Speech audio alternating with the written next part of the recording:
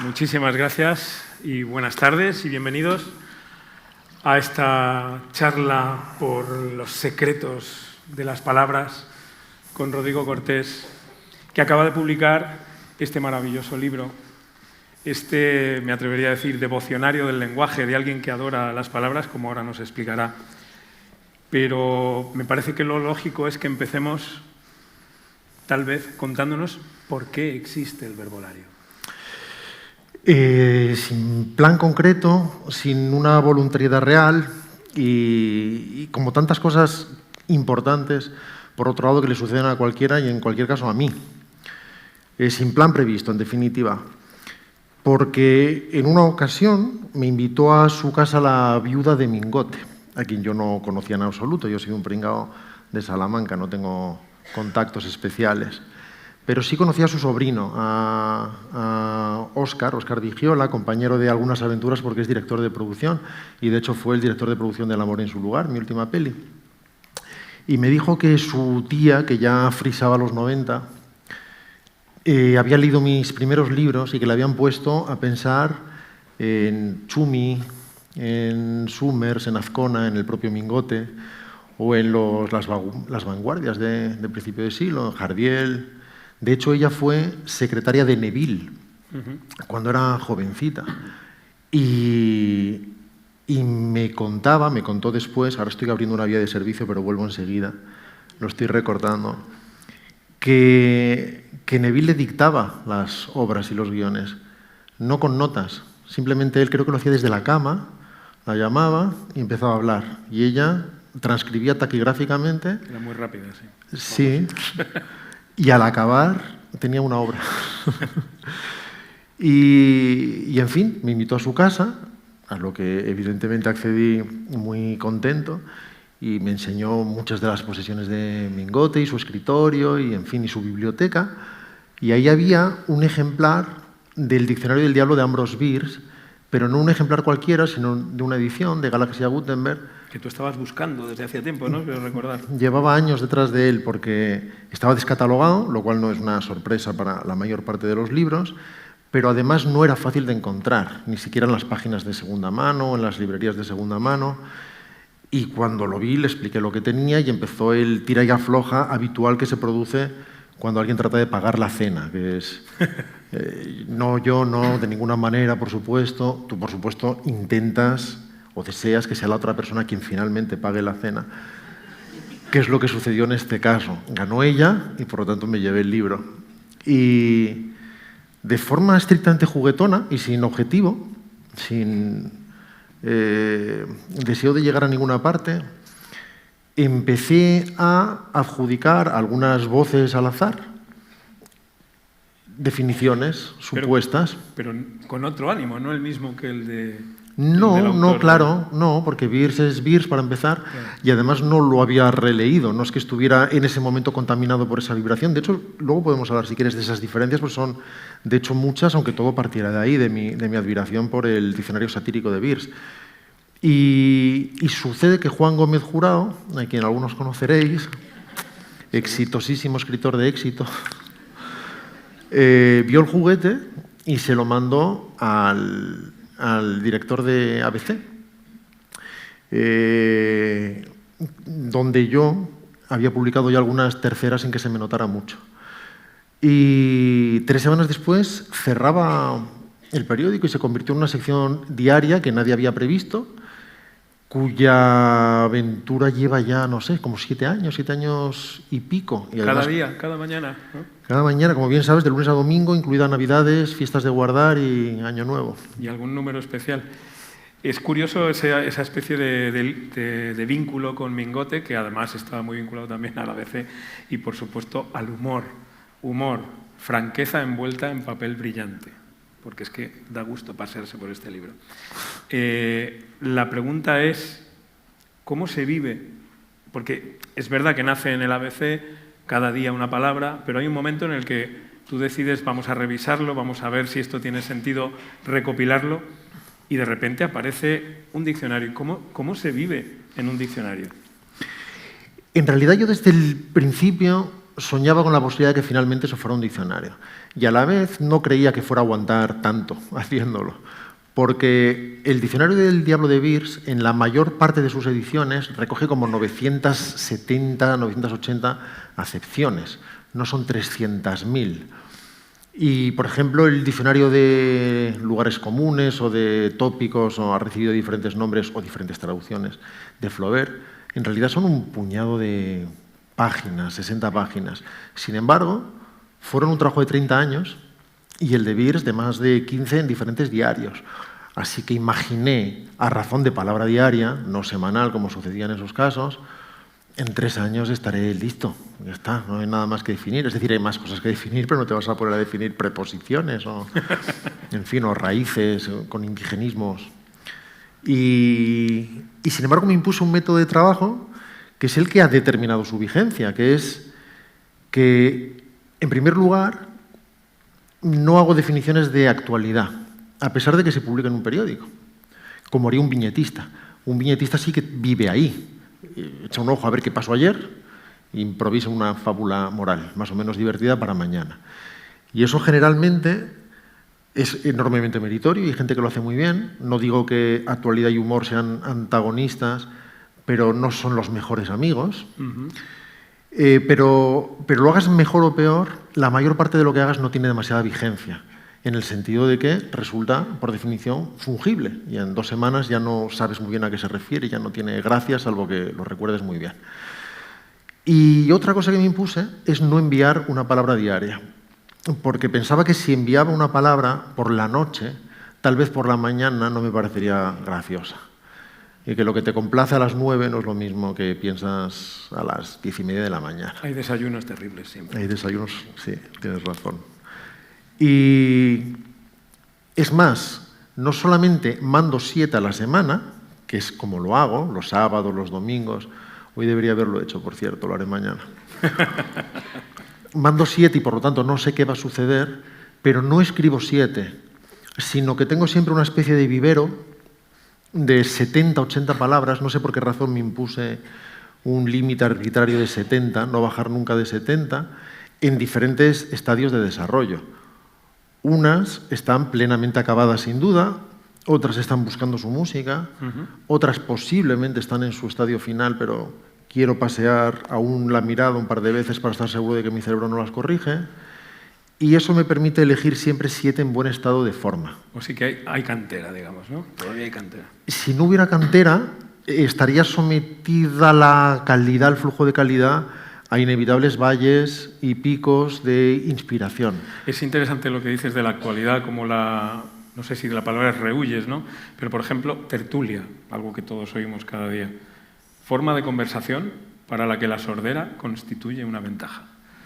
Quiero decir que cuando uno abre este libro o abría el periódico y se encontraba esto, tú no estás buscando la actualidad, ni siquiera un contacto con ella, pero has tirado un dado y el azar ha querido que todos pensemos en nuestra radio, ¿no? en nuestro momentazo de la radio. Y me gustaría saber cómo huyes del significado, vamos a decir, normal de las palabras, del significado escolástico de cada palabra. ¿Cómo haces? ¿Le soplas ese significado para que salga y entonces abordas la palabra de otra manera nueva? ¿O qué es lo que tratas de buscar? ¿Cómo es el trato? Me estaba acordando de un título, con perdón, de la competencia de Coixet, la vida secreta de las palabras, ¿no? Sí, me pides que piense. No pienso, ni tratas de esquivar un teórico significado. En el fondo sucede solo por varias razones posiblemente. Para empezar, porque la ironía lo que hace es precisamente definir algo a través de su contrario. Es la definición casi literal de ironía. De manera que cuando tratas de acceder al significado oculto o secreto de las palabras, descubres que la mayor parte de las veces es el contrario. Justo el contrario del que estamos habituados, ¿no? Es así. Por ejemplo, en el día 1000 de Verbolario, como celebración menor, definí sí, y la definición era evidentemente no.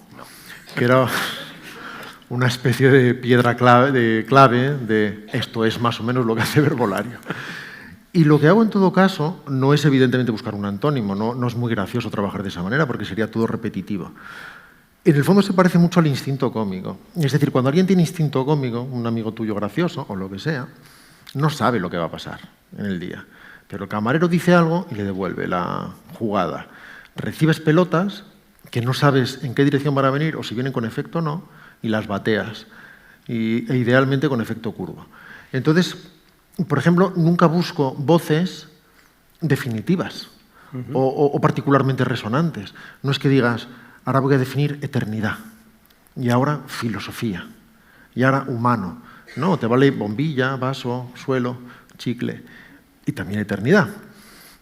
Así que lo que hago muchas veces, cuando necesito volver a proveer la nevera o el vivero, es poner un programa de radio, cualquiera, al azar, o leo un artículo, cualquiera, y voy extrayendo voces que me parecen potencialmente resonantes, sin acceder todavía siquiera intuitivamente a una definición.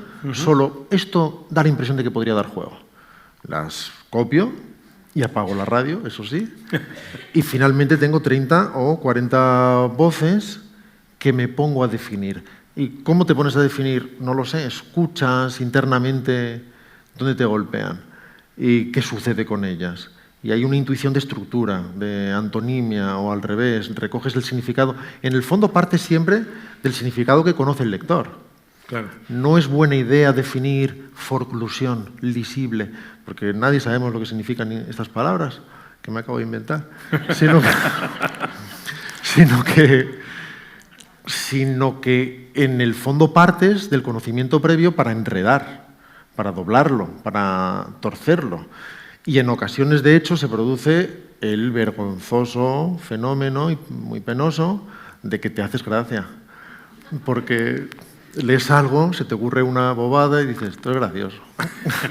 Y lo escribes rápidamente y lo mandas. Y en otras ocasiones no.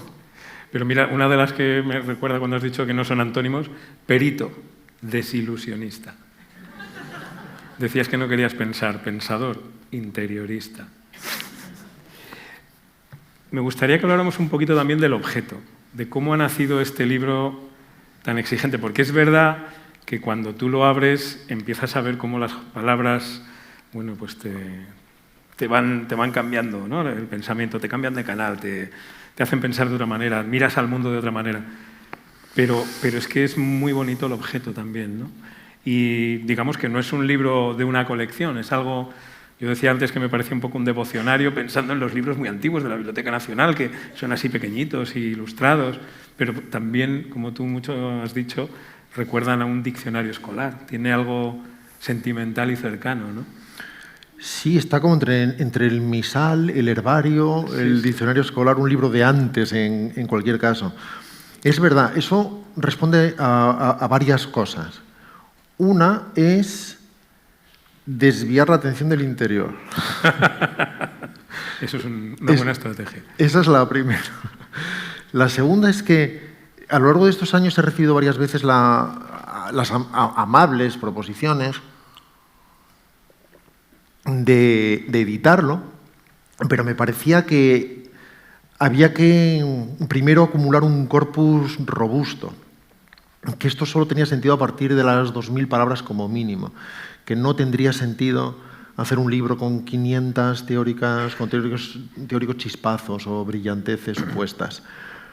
Una vez, después de 2500 partos, se constituyó ese corpus, hablé con la editorial y les dije que creía que debía ser no solamente un libro de homenaje a la palabra, que de algún modo lo es, sino al propio libro, que también había que homenajear el propio libro y que había que constituir un objeto que resonara de forma contemporánea, pero que tuviera una visión casi retro en cierto sentido. Y de ahí su pasta dura, ahora llega la fase de la venta, su pasta dura, ese lomo de tela con el grabado del texto, el golpe seco en la portada que uno recorre tanto con los ojos como con las yemas de los dedos. En el fondo se trata de eso, de que sea un libro para leer con los ojos pero también con las manos. Y por eso esa edición a 2 tintas o esas ilustraciones desde las capitulares, por ejemplo, a esas profusas ilustraciones a modo de grabados decimonónicos, pero aterrizados en el presente. Quiero decir con esto que quien tenga ya el libro puede pensar que uno es suficiente. A veces se tiende a cometer ese error. Y uno piensa, ya lo tengo, ahora me lo firmará. Pero claro, tal vez no ha pensado que se acercan las Navidades. Y es un libro muy navideño. Claro. Y todos tenemos, pues qué sé yo, novias, novios, futuras exnovias, futuros exnovios, parientes, compañeros de amigo invisible, qué sé yo.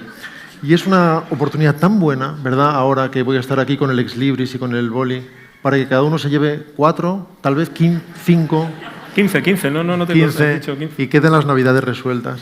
Y esa es la razón del libro objeto. Es el momento idóneo para decir que después vamos a poder pedirle a Rodrigo que nos firme los libros. Muchas gracias por preguntar, Jesús. Herido, muerto a plazos, héroe, carnicero que está de nuestro lado.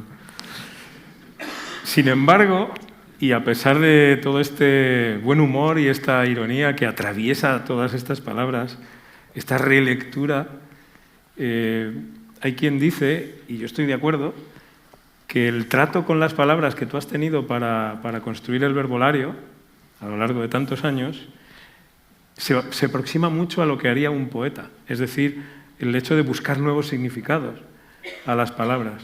No sé si estás de acuerdo o te parece demasiado serio, no lo sé. No, para mí la poesía no es grave, ni es... Bueno, y poesía satírica también. Bueno, y sobre todo, Buster Keaton era un poeta. Sí. O Miguel Noguera es un poeta. Es decir, para mí la poesía no tiene que ver con la lírica o con el lirismo. Tiene que ver con esa mirada desviada a un grado que además busca el valor sensorial y connotativo de las palabras. En el fondo, la poesía parte de una información compleja, de un sentimiento complejo, y en lugar de exponerlo de forma literal y desarrollada, lo codifica, lo comprime en forma de resonancias casi, que esas palabras alberguen esos ecos y lo comprime en una especie de pildorita. Y cuando el lector ingiere la píldora, ve que se deshace en su boca y que recupera todos los aromas y todas las resonancias comprimidas. Así que en el fondo tiene mucho que ver con el trabajo de Ramón, cuando hablamos de las greguerías. Las greguerías, sí, son primas o sobrinas o familiares lejanos, ¿no? Claro, yo recuerdo en primero de BUP, creo que estudiando evidentemente las greguerías de Ramón, una de ellas, que para mí fue clave, aunque solo me di cuenta con el tiempo, decía algo así como que las mortadelas las hacen los ciegos. Claro, eso genera todo tipo de imágenes en ti y ecos, y lo entiendes en el acto. Las mortadelas las hacen los ciegos. Claro, solo un ciego puede hacer una mortadela. Y a la vez, si te hacen explicarlo, te haces un lío, no tiene sentido. Y eso para mí tiene mucho que ver con la poesía. Igual que tiene mucho que ver con el surrealismo en un sentido literal, es decir, el verdadero surrealismo, que es el que abraza la irracionalidad y no busca el simbolismo. Así que, por ejemplo, cuando se define hielo en verbolario como agua en estado de estupefacción, en el fondo se está accediendo a ese universo ramoniano que para mí tiene mucho que ver con la poesía, en el sentido de que poesía y humor, incluso humor y filosofía, siempre que desposeamos a estas palabras de gravedad y de solemnidad, están muy cerca y a veces son casi sinónimos. ¿Y hasta qué punto todo esto forma un retrato tuyo? Lo hace de forma involuntaria e inevitable, por varias razones. Tú no tratas de definir tu mundo a través de una palabra. Lo que busco por encima de todo es crear un pequeño cortocircuito. No definir verdades definitivas, y mucho menos lecciones, sino tratar de que el lector se detenga medio segundo porque el programa mental no le valga del todo y tenga que dar una vuelta a la manzana antes de que el cerebro recupere su marcha. Ese es tu objetivo. Y por eso hay veces que definiciones diferentes son contradictorias entre sí y definen diferentes realidades, en teoría, que incluso se contradicen. Pero es que una misma palabra, incluso de forma ortodoxa, quiero decir, puede tener acepciones que son casi antitéticas. Y eso sucede constantemente. Así que no buscas esa exposición de esto es lo que es el mundo. Este es el verdadero significado de las palabras, pobres criaturas. Y no os habéis dado cuenta porque solo leíais el María Moliner. No partes de ahí. Es más, partes de la autoobservación. Tú puedes ser crítico o ácido o cáustico porque partes del autoanálisis. Y entonces conoces tus miserias y tus mentiras y eso te permite detectar estrategias y argucias en el otro porque son las tuyas. Y además las proyectas al lector. Supongo que muchos lectores se sienten también atrapados o pillados, ¿no? en estos retratos. Hay pequeños reflejos o espejos casi inevitables porque en el fondo uno lee una definición y dice, es verdad, si yo también me doy cuenta de que pienso eso. Pero a la vez, ojalá recordara tu pregunta. Y dime, después de tanto amor por las palabras, vamos a decirlo así, ¿hay algún momentos en los que te dan calabazas? ¿Que quieres entrar y no entras? ¿Cómo lo llevas eso? ¿En la definición? Sí, en algún tipo de palabra, no sé, algún momento tuyo. Sí, pues no le di ni media vuelta, no dramatizo nada. Porque hay muchas palabras. En el mundo, sí, claro. Es que hay una parte de oficio. Yo tengo que mandar 7. Si mando 7 está todo bien. No es, pero se me resiste creador. No. Pues si se te resiste creador, pues mandas vaso. Porque además no es que se te resista, sino que la tienes en el vivero, aún no he encontrado su música, pues ya llegaré, ya rebotará en mí de una forma interesante, pero no te quedas con ese impururito, porque además no es una obra acabada. Esto está editado y yo sigo enviando 7 palabras diarias, y por otro lado, incluso ese trabajo se rehace a la hora de ser publicado, porque es distinto. Es decir, yo envío 7 palabras buscando un determinado equilibrio. Por ejemplo, me reservo una que me haga gracia solo a mí. Eso es casi siempre. Digo, esta está bien, no va a hacer gracia, a mí me hace gracia, la cuelo un lunes. Eso pasa. Hay que cuidarse. Pero claro, ese equilibrio es un equilibrio semanal.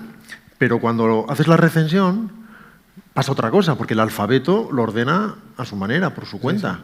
No hay una distribución temática ni filosófica. Por un lado, descubres que has definido la misma palabra varias veces en ocasiones, a lo largo de los años, nadie se entera. Recoges todos esos ángulos en forma de acepciones y tienes que ordenar de qué manera vas a recoger esas acepciones. Pero aunque el libro pueda funcionar como el libro de picoteo, y tiene mucho sentido que un lector lo primero que haga al comprarlo sea picotear y jugar al I Ching y al libro oráculo y que lo coloque en el cuarto de baño, que es un sitio bueno para el libro, para uno de ellos, uno de los 4. Antes o después, alguien se va a ir a la A y va a hacer el viaje exhaustivo. Tú dices que hay que leerlo de la A a la Z. Sí, es una recomendación resignada que parte de la derrota y que hago al principio porque incluye un manual de uso. Que básicamente dice, yo creo que hay que hacer esto. Ustedes más bien van a hacer esto. O ustedes creen que van a hacer esto. Y lo que va a pasar de verdad va a ser esto. Es casi en 3 partes. Pero aún así, recomiendo yo lo que recomiende, porque a mí no me va a hacer caso nadie. Alguien se va a ir a la A, porque es la única manera de no perderte ninguna, de estar seguro de que las cazas todas. Y por lo tanto tienes que contemplar esa música. Esa lectura tiene que ser posible. Y para que sea posible y no se convierta en una letanía insoportable de definiciones, tienes que contemplar esa música. Porque cuando se agrupan, o las agrupa el alfabeto por ti, se producen recurrencias de estructura, de sonido, de ideas, palabras demasiado colindantes, atenciones que por términos estrictamente rítmicos se enganchan en sitios, porque venías con una percusión y de repente pasa algo que no conviene. Y tienes que deshacer esos nudos, tienes que quitar esos clavos en los que se te engancha el jersey, tienes que asegurarte de que la sinfonía no se detiene y descubres que una vez haces ese ejercicio, que solo es posible después de mucho trabajo de revisión, reescritura, la definición, por ejemplo, de verbolario de escribir es reescribir. Y la definición de reescribir es quitar. Pues una vez has hecho todo ese trabajo, entonces se crea esa sinfonía que tiene... Sinfonía igual suena demasiado grave. Esa canción larga que tiene diferentes movimientos y diferentes tempos, pero que tiene un sentido casi narrativo en lo invisible. Luego, hay una cosa que tiene algo que ver con la actualidad, pero no de una manera concreta, sino más bien un poco con el ecosistema de la actualidad. Yo creo que vivimos ahora mismo una época en la que el lenguaje está sometido a torsiones, en la que hay gente que quiere, bueno, pues desdoblarlo o redefinir o resignificar determinados colectivos a través de palabras a través de uso de colectivos. Y de repente llegas tú y da la impresión un poco como que liberas a las palabras, salen de aquí volando como palomas diciendo, ¿pero qué me estáis diciendo? ¿No? ¿No tienes esa impresión de que eres un poco un domador, liberador de palabras que a veces te tienes que encontrar un poco abolladas en la realidad? No. Por resumir. No, en el sentido de que no te autoadjudicas una misión. No. Claro, dices, vamos a liberar Lo entiendo. a las palabras. Sí. No, hay una cosa que dijiste tú en una ocasión que me gustó y respecto a ese trabajo, que es que tú sentías que como los muñecos de Toy Story cuando se cierra la puerta y se va el niño, Sí. que a veces las palabras también juegan con nosotros Sí. y que siguen jugando por su cuenta cuando no las miras. Y tiene más que ver con eso, pero sobre todo tiene que ver una vez más, y no lo tomes como una butada, con no pensar. Piensa lo menos posible en un sentido. No es que... Creo que la definición de reflexionar es dejar de pensar. Sí. Y cuando digo no pensar, me refiero a no cuestionarme nunca las consecuencias de algo o si deberían servir a un propósito o ir contra ese propósito. O nada en absoluto. Simplemente hacer aquello que crees que está bien. Y a veces que está bien significa aquello que tiene gracia, que te parece que tiene gracia. Y no lo piensas ni por un segundo, no le das otro tipo de trascendencia. No porque estés imbuido de una infinita modestia, no tiene absolutamente nada que ver con eso, sino porque eso es muy distractivo y te quita la posibilidad de trabajar simplemente de forma lúdica con las cosas. Por eso lo encuentras liberador. Lo encuentras liberador porque yo no tengo ninguna intención de ser liberador. Simplemente no lo contemplo. Por ejemplo, cuando se habla, no tiene mucho que ver, pero a la vez tiene algo que ver. Cuando se habla de la famosa cultura de la cancelación, ten cuidado de lo que dices porque se te pueden echar encima, yo creo que eso es una milonga total. Yo creo que nadie te puede cancelar, nadie tiene nada... Te pueden decir de todo, pero pues que digan, si yo también digo muchas cosas todos los días y tampoco me hacen caso a mí. No, ¿qué te van a hacer? ¿Qué te va a hacer nadie? Si tú dices algo y a alguien no le parece bien, con tal de que no te expliques, no pidas perdón e idealmente no digas nada, no pasa absolutamente nada. El mundo sigue y luego tú ya dices otra cosa y la gente está mirando a otro lado. ¿Qué es lo que te pasa a ti con cosas que dice alguien? Que tú crees que te indigna, ¿no? Y media hora después pues tú estás en el cine y te da todo exactamente igual. Así que no pienso en eso. Si de repente defino, por ejemplo, creo que figuraba antes en el vídeo, pero si defino inclusivo, por ejemplo, que puedes decir, estamos entrando en zonas delicuescentes. ¿Qué digo de inclusivo? Digo que... Mira que lo he puesto por orden alfabético para facilitar la búsqueda. Está. Vale. Pone que cuanto más especifica, más excluye. Vale, tú puedes empezar a pensar en esos términos, va a resonar en ti de alguna manera. Tú piensas, si dices todos, pues es todos. Si dices todos y todas, pues alguien te dirá, ¿y yo qué soy? Ah, es verdad, todos, todas y todes. Y todes. Ya, pero yo tengo... Perdón, sí, tienes toda la razón. Todas, todos, todis. Y luego dices, pero yo soy rubio, ¿vale? Y rubios. No, pero soy moreno, rubios y morenos. Pero yo soy castaño, rubio, moreno, castaño. Y al final le pones un más, al final, evidentemente, porque te lías. Pues precisamente defines, pues claro, lo inclusivo es todos.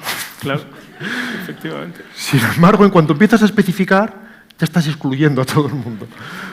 Pero lo haces sin reflexionar en nada. Y dices, ¿se te va a enfadar alguien? ¿Quién se me va a enfadar?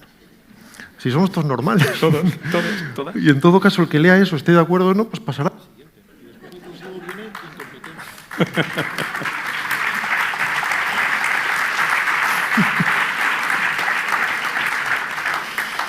Eso sí que no me lo esperaba, ¿ves? Aplauso, no sé si está definido aplauso. No, creo que aplauso no. No existe. Me gustaría un poco que hicieras recapitulación desde que todo empezó, todo esto del verbolario. ¿Tú crees que has cambiado en la manera de disfrutar, de jugar con las palabras? ¿O has llegado a algún lugar que no pensabas que ibas a llegar? ¿O estás exactamente igual en el mismo mareo y aturdimiento? ¿Hasta qué punto hay un camino después de todo esto? Si lo oyes inconsciente. Hay una parte técnica en la que me he dado cuenta que tiendo a la mayor concisión. Por ejemplo, Beers, y esa es una de las diferencias, su diccionario del diablo es maravilloso y os lo recomiendo. Sí, vamos a hablar de esas diferencias, que me parece interesante. Es una de las cimas, se considera una de las cimas de la literatura satírica. De hecho, Beers era un grandísimo escritor, ¿no? Yo lo conocí por los cuentos de Fantasmas y Soldados.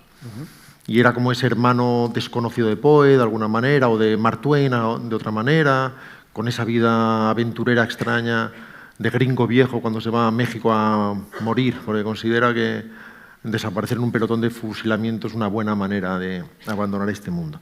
Pero él tendía a hacer, a veces es conciso, pero muchas veces se regala mucho, porque no solamente define las palabras, sino que a veces les crea contexto, una historia que explica ese contexto, crea una minifábula. Y yo me he dado cuenta que por la razón que sea, porque cada uno tenemos el cerebro de una manera, con sus propias tendencias y caminos, tiendo a ese trabajo de compresión que te decía antes, de tratar de codificar cuantos más aromas sean posibles en el menor espacio, pero no como ejercicio circense, sino precisamente para encontrar el valor connotativo de las palabras, que es el de la poesía, una vez más. Y por eso, en no pocas ocasiones, la definición de una palabra tiene también una sola palabra, casi a modo de sinónimos apócrifos. Estaba pensando en la de sufrir. Claro, por ejemplo, sufrir es desear, ¿no? Claro, ¿ves? Y más. ¿Y qué recepción has tenido en la gente, no sé, no te iba a decir en la Real Academia, donde también fabrican diccionarios un poco menos satíricos, pero ¿qué te ha llamado la atención de lo que la gente ha recibido de esto y te ha podido comunicar? En general, o desconocidos.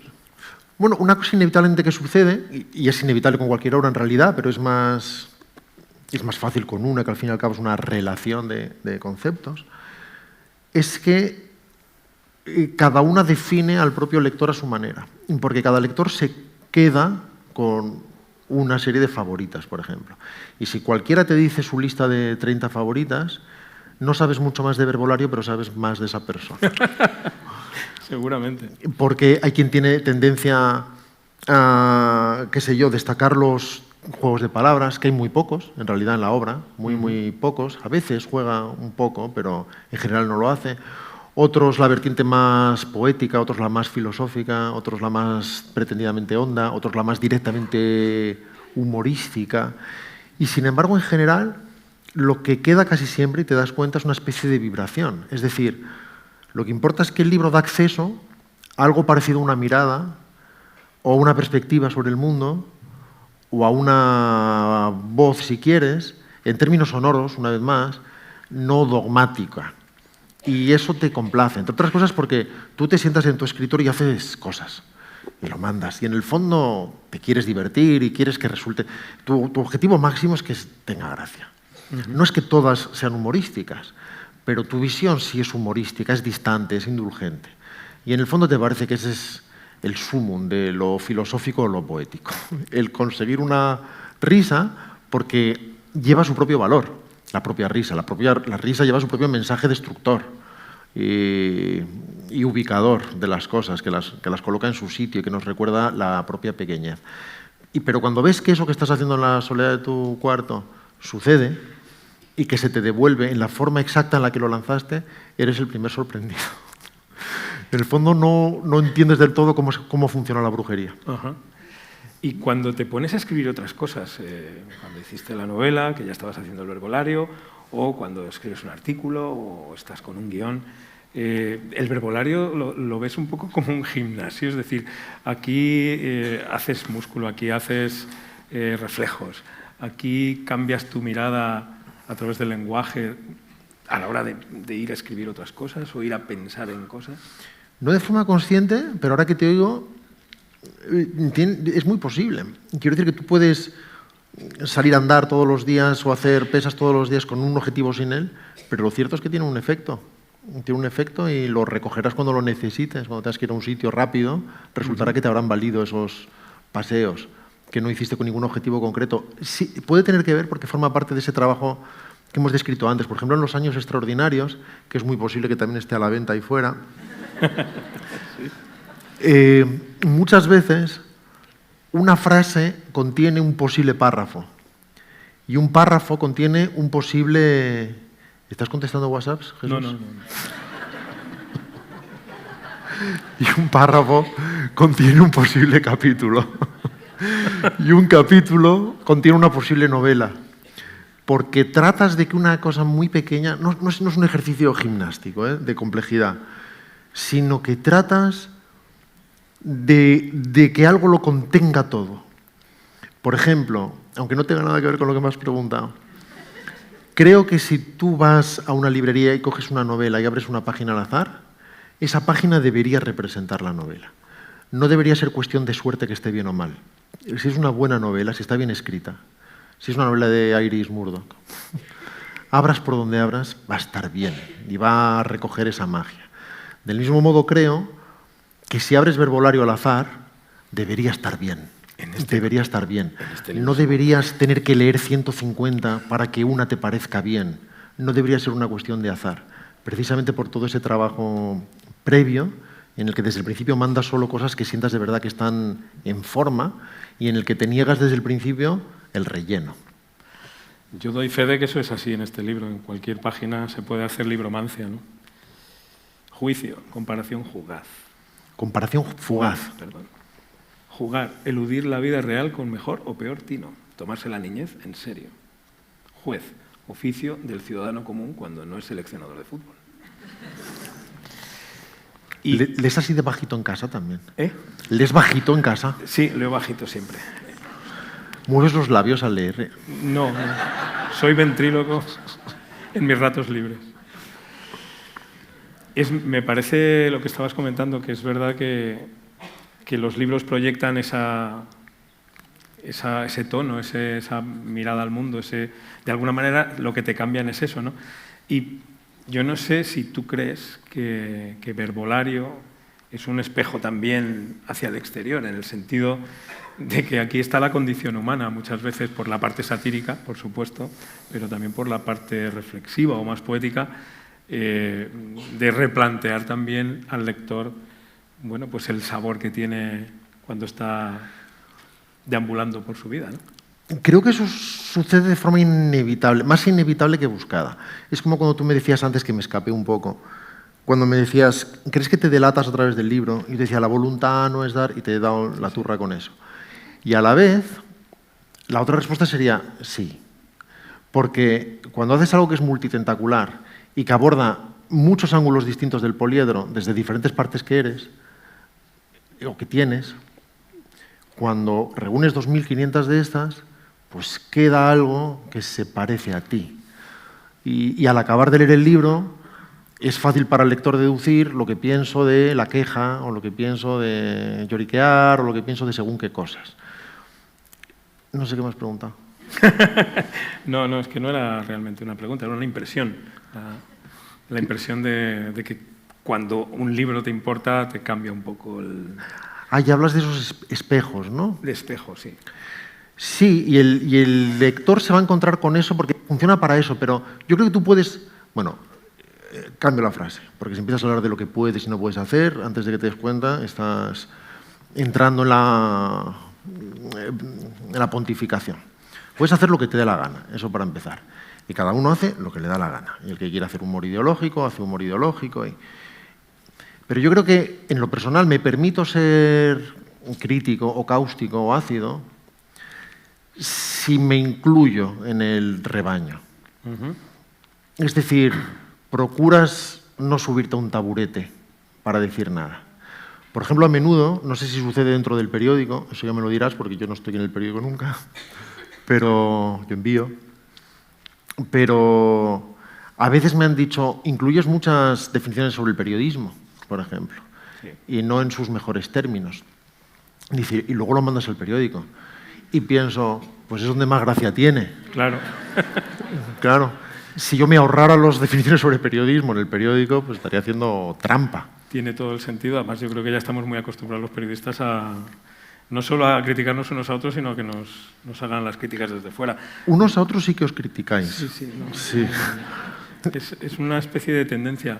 Mira, por ejemplo, la definición de periodismo es arte de contar lo que ha pasado como si de verdad hubiera pasado para que parezca que ha pasado.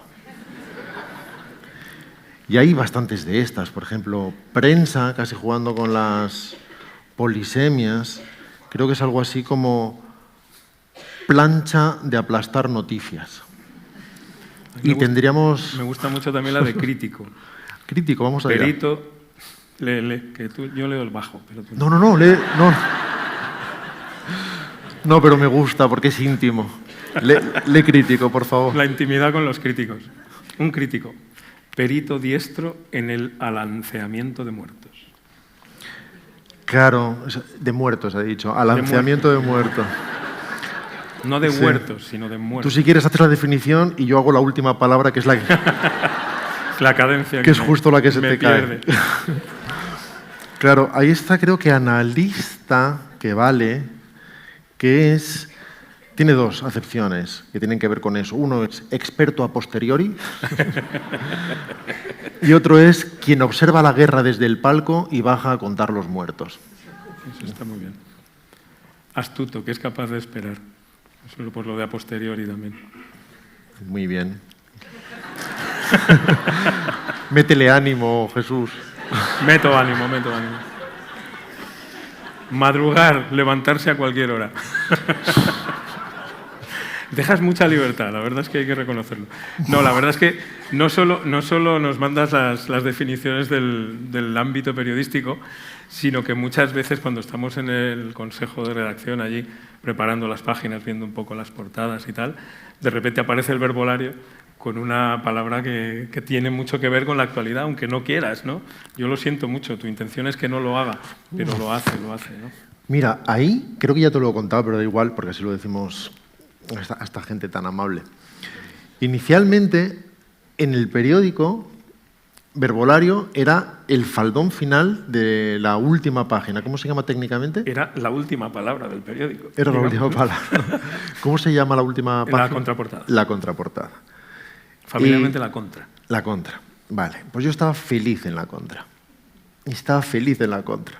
Era fuera de todo, no por ser la última palabra, sino porque estaba fuera de todo, fuera de cualquier tipo de asociación posible o más a salvo. Las asociaciones son inevitables cuando hay contexto alrededor, pero más a salvo.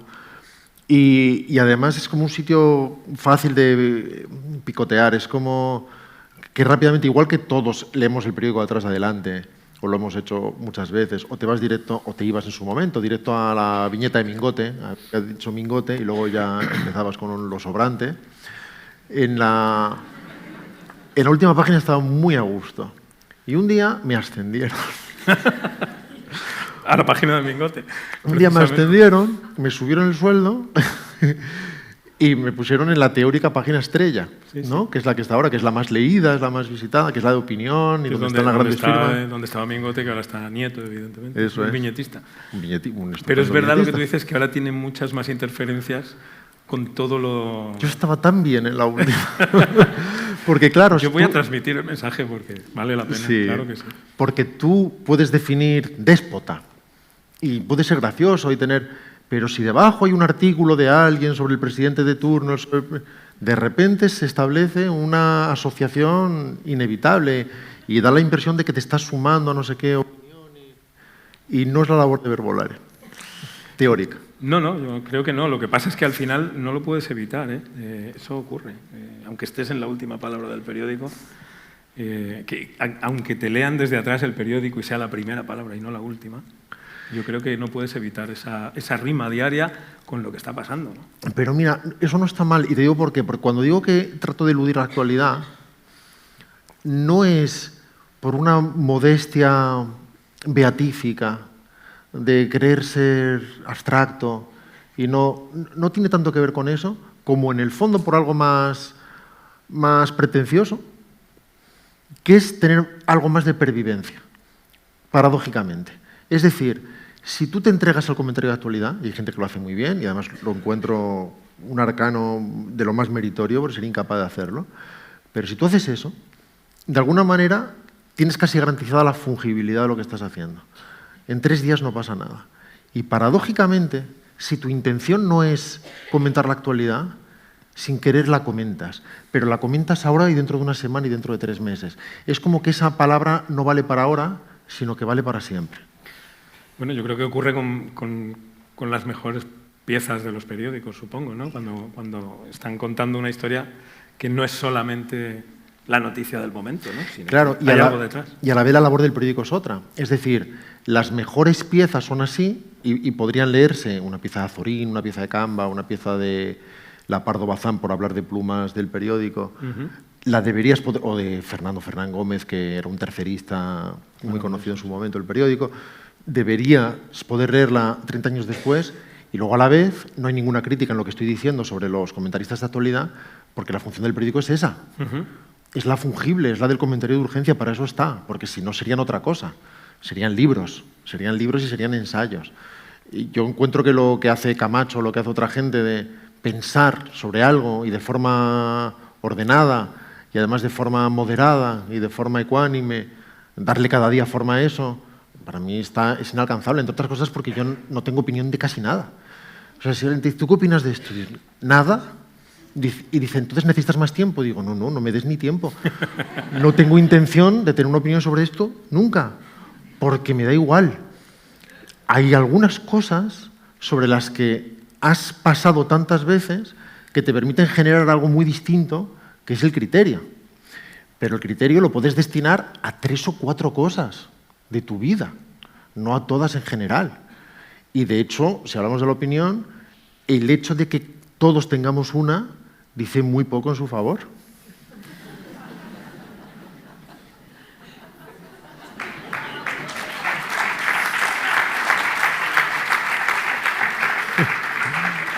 Esta vez ha tardado más el regidor.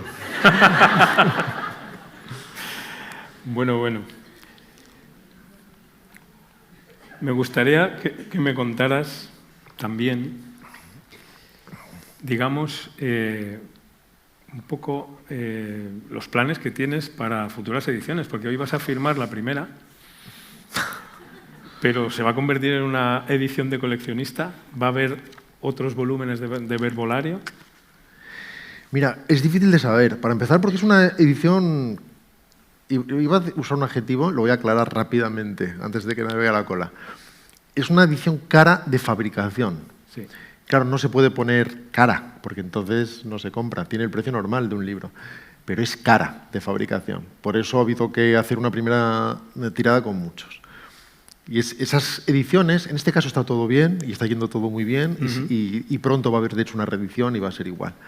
Pero con estas cosas siempre tienes, para empezar, la posibilidad de que si se relanza, igual que cuando se lanza Bolsillo dentro de X años, ya no sea un objeto... No, claro, será distinto. ...tan especial. Bueno, será o no será, pero no puedes contar con que se va a volver a hacer el esfuerzo. Porque además es un trabajo de amor de mucha gente. O sea, para que esto sea posible, como bien sabes, y más ahora que no se hace, incluso en términos de fabricación, tienes a gente haciendo cosas que lleva sin hacer 20 años... y que de repente abraza como un reto muy bonito. Igual que el equipo de diseño, y es mucha gente con ganas de que salgan las cosas. Pero volviendo a lo que estás diciendo, la labor no ha acabado. Yo sigo escribiendo, como sabes. Lo que no sé es cuánto durará. Entonces, lo que no tendría sentido es lanzar un segundo volumen. Este de la A a la Z y luego otro de la A a la Z. Eso te da la impresión de que es trampa, que tienes que empezar a sumar discos, volumen 1, volumen 2, no sé dónde viene, políticos y aquí o allá. Tendría sentido en el futuro si hay otras 1.500 definiciones, otras 2.000 definiciones, estamos hablando de años. Si tal cosa sucediera, que no lo sé, entonces tendría sentido una edición ampliada. Y sería una edición simplemente exhaustiva, que las recogiera todas, que estuviera actualizada y que fuera, por lo tanto, más gruesa. Y esa es una posibilidad, pero como en el propio nacimiento del diccionario y como casi nada en mi vida, por otra parte, no me lo planteo, porque no piensas en esos términos. Da la impresión de que vives sin planes, pero muy planificado, porque haces muchas cosas, ¿no? Decías lo de que todo el mundo estaba deseando hacer este objeto así, pero yo me pregunto, y de verdad me lo pregunto con mucha curiosidad, la primera vez que alguien en la editorial te escuchó decir cómo tenía que ser el libro del Verbolario, realmente nadie pensó, bueno, está de broma, ¿cómo vamos a hacerlo así? No, para empezar no les dices cómo tiene que ser, les dices cómo te querrías gustaría, que fuera. Cómo te gustaría que fuera. Bueno, tiene que ver con muchas cosas. Tiene que ver, para empezar, con la marcha de los años extraordinarios. Pues funcionó muy bien y eso hace que de momento, cuando dices algo, pues te escuche mejor. Está muy bien. Hasta que pierdas el crédito, que eso puede suceder en cualquier momento, pero de momento es así. No dejen que lo pierda. Pero sobre todo, la cuestión es no si tienes un capricho, de yo querría que fuera en pan de oro, repujado en cuero, sino si parece que tiene sentido y que lo tienes claro y incorporas a gente al barco. Se trata de sumar entusiasmos, de ser capaz de transmitir ese entusiasmo y que ese entusiasmo tenga sentido también comercial, claro. Yo no sé quién, pero alguien hace números en alguna parte, en alguna planta del edificio y decide si considera que eso es viable con un número determinado de ventas. Pero ese es el segundo paso. El primero es sumar entusiasmos que tienen que ser reales. Y recuerdo que cuando hablé con Miguel Aguilar, el editor inmediatamente entendió la propuesta y empezó a visualizarla y entendió por qué era así. Y de hecho hubo un momento en que hubo la tentación de que el libro tuviera un formato mayor. Y no hubo que luchar con nadie, no hubo que pelearse con nadie, pero hubo como que reencauzar en una conversación, no, creo que tiene que ser un formato reducido. Y casi como de diccionario escolar, casi como de viejo diccionario escolar. Porque la teoría te dice, si es más grande, esto es un término técnico que usan las editoriales, manchará más en la tienda. Es decir, se verá más porque ocupará más espacio. Sí, porque es verdad que al lado de los libros de tamaño más estándar, pues evidentemente destaca porque es más pequeño. A eso me refiero, porque dices, mancha más y es más grande, dices, los otros 3.000 que hay en la tienda manchan lo mismo. Entonces, parece que no es la clave de vender o no, porque el que vende y el que no vende manchan lo mismo. Al final lo que mancha es lo que está bien, pero no hubo un trabajo de convicción, sino que inmediatamente se readaptó ese diseño y llegó a meta. Había mucha gente con muchas ganas de que saliera bien la aventura. Así que seguramente la aventura va a continuar. Yo no he dicho eso. Ya sabes los periodistas cómo somos. Eso ya se convirtiera de hecho en titular. Sí, y diré, no he dicho eso. Titular, mira, no he dicho eso. Te voy a decir lo que significa titular. A ver. Titular tiene dos acepciones. Una es la habitual, que es noticia gritada. Ajá. Y la otra es resumen de una entrevista que la entrevista desmiente.